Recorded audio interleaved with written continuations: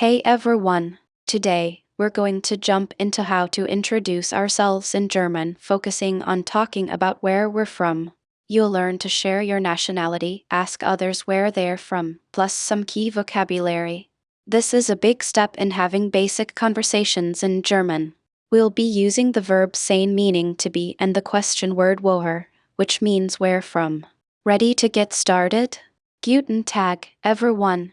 Welcome back. Let's quickly recap. We've learned Woher, means who, heißt, is called, Alter, is age, Freund, is friend, Familie. is family, means clock, Wie spät ist es?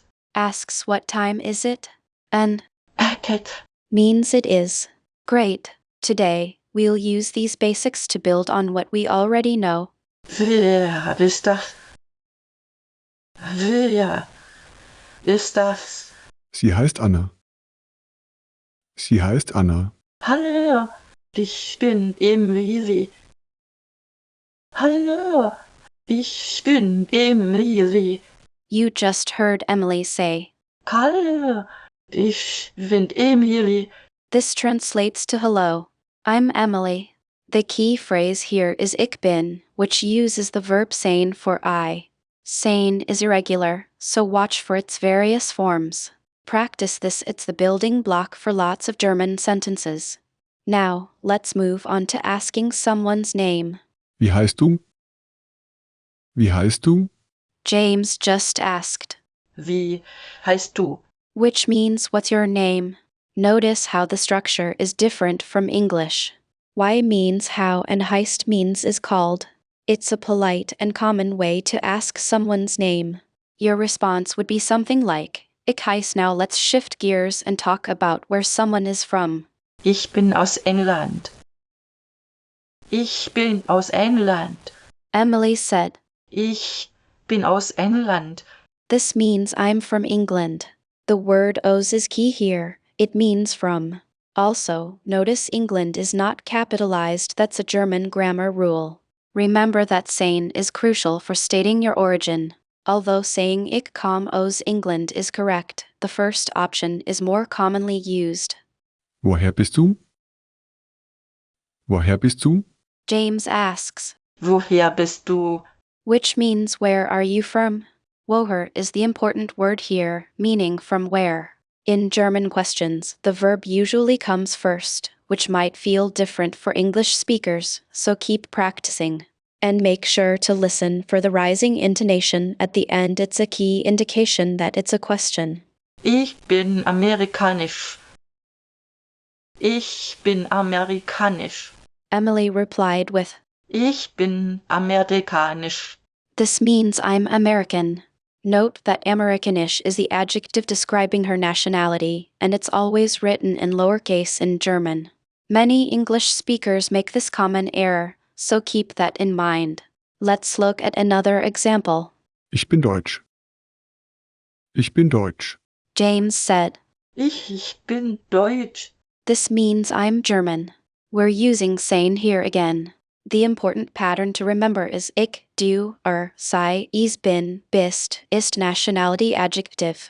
Notice how Deutsch is lowercase, even though German is capitalized in English. It's a subtle yet significant detail. Woher kommst du? Woher kommst du? Emily uses, Woher kommst du? while Woher bist du? is more casual. Woher kommst du? Works just as well and means the same. Where are you from? Common means to come. Both are frequently used interchangeably, so don't stress about picking one over the other. Ich komme aus Spanien. Ich komme aus Spanien. James said, Ich komme aus Spanien. this means I'm from Spain. Notice the use of common and os. While ich bin aus Spanien is fine, this structure is also commonly used. It's great to have a few different ways to express the same idea. Now, let's quickly recap. Meine Nationalität ist kanadisch. Meine Nationalität ist kanadisch. Ich bin italienisch. Ich bin italienisch. Today, we'll be introducing definite articles, der, die, and das. These words are like the in English and are essential for specifying nouns. Their gender is crucial as it dictates which article to use. Understanding noun genders is key to correct German grammar. It's a challenge for many English speakers, but we'll take it one step at a time. Der Mann ist groß. Der Mann ist groß. Notice how Emily used Der Mann. der is the definite article for masculine nouns. Many masculine nouns end in er, ling, or ig, although there are plenty of exceptions. Correct pronunciation is crucial. It's der with a short a sound. Pay close attention to how the article changes depending on the noun's gender. Die Frau ist freundlich.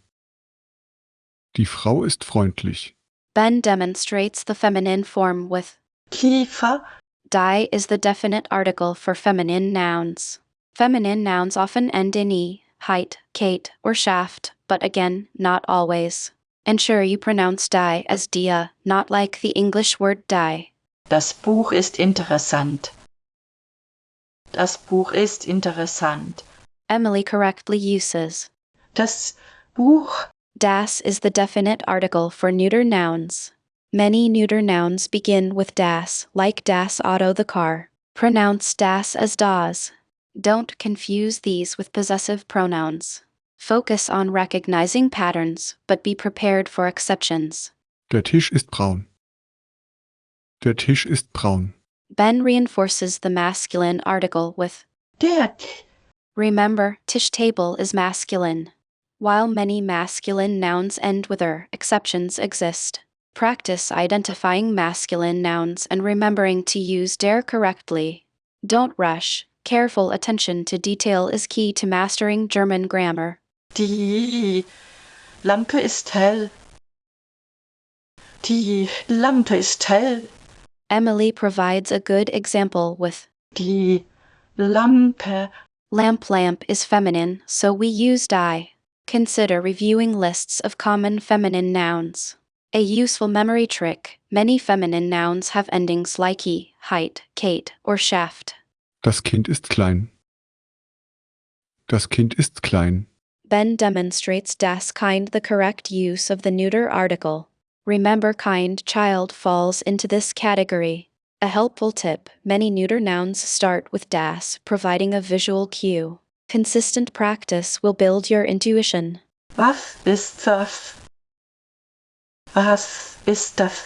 Emily correctly asks. Was ist das? This is a vital question for identifying objects. Because das is the neuter definite article, you are essentially asking, what is that neuter thing? This phrase is incredibly useful in daily conversation when encountering something unfamiliar. Der Hund ist süß. Der Hund ist süß. Ben offers another example with Der Hund. Hund is a clear masculine noun. Remember to pay attention to the endings of the words. While it's not foolproof, it can provide clues to the gender of a noun. Keep practicing. The more examples you see, the better you'll become at recognizing the patterns. Die Katze schläft. Die Katze schläft. Emily uses Die Katze. accurately. Catty cat is indeed feminine. Focus on common patterns like nouns ending in e. Don't worry about memorizing every noun's gender immediately. It's a gradual process of exposure and repetition. Start with the most common nouns. Das Haus ist groß. Das Haus ist groß. Ben reinforces our understanding with Das Haus. house is a classic example of a neuter noun. Remember, many begin with das, but don't rely solely on that. Practice and exposure are key. Keep those examples coming. Der Apfel ist rot. Der Apfel ist rot. German adjectives change their endings to agree with the noun they describe. For masculine nouns, the common ending is er. This is particularly useful when describing qualities or characteristics. Pay close attention to the definite article der because it's crucial for determining the gender of the noun and thus the correct adjective ending.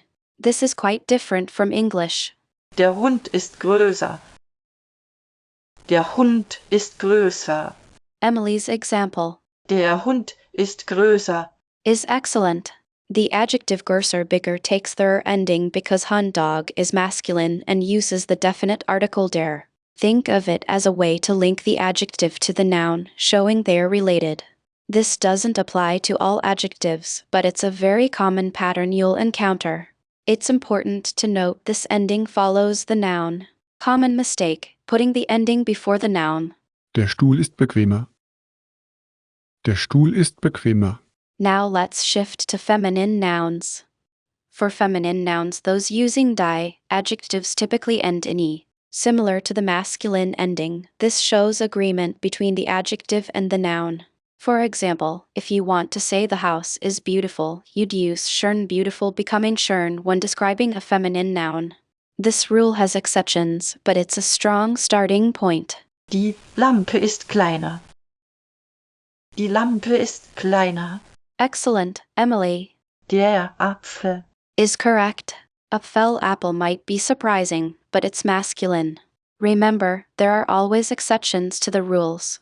Consistent exposure to various nouns will help you become more comfortable with these nuances.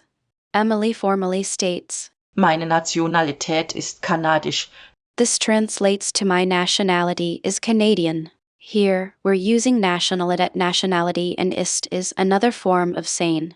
And remember, Canadish is lowercase. This is a nice way to get more specific about your origin. So, today we covered how to introduce ourselves and ask about nationality in German. We worked on the verb sein, the question word woher, and how to use adjectives like Deutsch and Italienisch. Make sure to practice these phrases and pay attention to the small details, like capitalization. Try creating a short dialogue with a friend, introducing yourselves and asking about each other's origins. Until next time. Versuch jetzt, deine Nationalität auf Deutsch zu sagen. Übe mit Freunden oder in einem Tagebuch. Versuch jetzt, deine Nationalität auf Deutsch zu sagen. Übe mit Freunden oder in einem Tagebuch.